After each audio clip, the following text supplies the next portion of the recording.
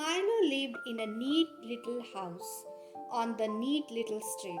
He loved his home for lots of reasons, but mainly because his best friend Jay lived next door. Milo and Jay shared the good times, the bad times, and everything in between. Nothing could beat the feeling of having a best friend. Then one day, a new family moved into the big old house across the street. Milo watched a girl ran excitedly around yard.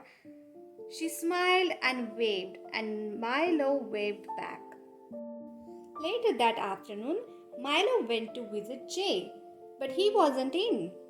He had gone over the big old house across the street without telling Milo. Jay and the girl were in the yard, laughing very loudly. A funny feeling screamed around in Milo's tummy. "Hi Milo," called Jay. "This is Suzi. Isn't her yard amazing?" Milo nodded, but the jealous, squirmy feeling had nothing to do with Suzi's massive yard and everything to do with how much fun Jay was having without him. The next day, Jay was out again. Milo knew exactly where he would be, and sure enough, he was outside reading comics with Suzi. Then Milo had a horrible thought. What if Jay didn't want to be best friends with him anymore? The squirmy feeling took over completely, and as it did, something very strange happened. A green-eyed monster popped up right beside him. "It's not fair," muttered the monster. "Jay is your friend, not Suzi's." From then on, the green-eyed monster wouldn't leave him alone. Whenever he saw Jay and Suzi laughing, the green-eyed monster said they were making fun of him. And whenever he saw them playing, the monster hissed that they were having more fun without him. Every time Milo saw Suzi and Jay together, the green-eyed monster made him feel terrible. So Milo decided to stop seeing them at all. If they came to his house, he pretended not to be in.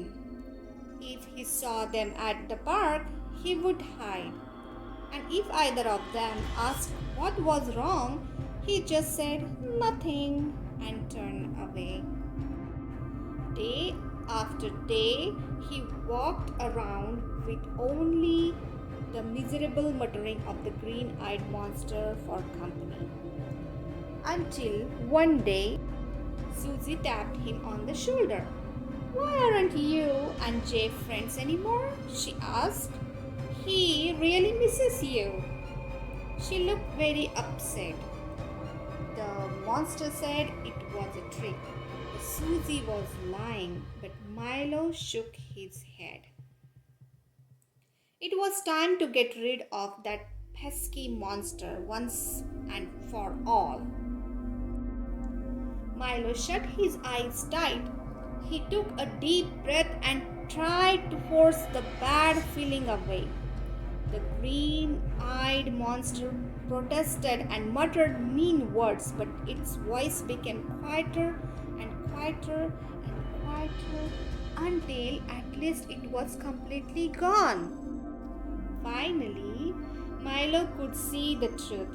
The green-eyed monster had nearly ruined everything. Now he did the only thing that he could. He said, "I'm sorry," and he really was.